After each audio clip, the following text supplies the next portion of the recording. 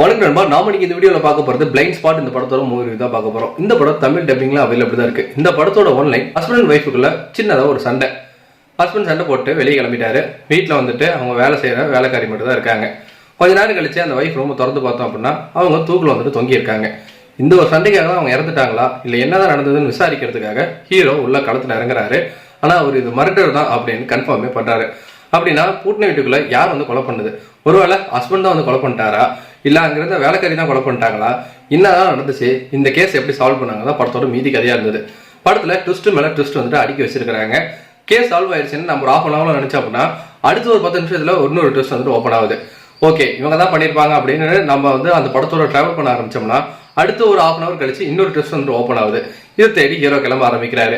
சரி, இவங்க தான் அப்படின்னு ஃபைனலா உட்காந்துருந்தோம்னா கிளைமேக்ஸ்ல ஒரு ட்விஸ்ட் ஒன்று ஓப்பன் ஆகி இத்தனையும் பண்ணது இவன் தான் நமக்கு தெரிய வரும்போது ஒரு ஷாக்கா தான் இருந்ததுன்னு வச்சுக்கோங்களேன்.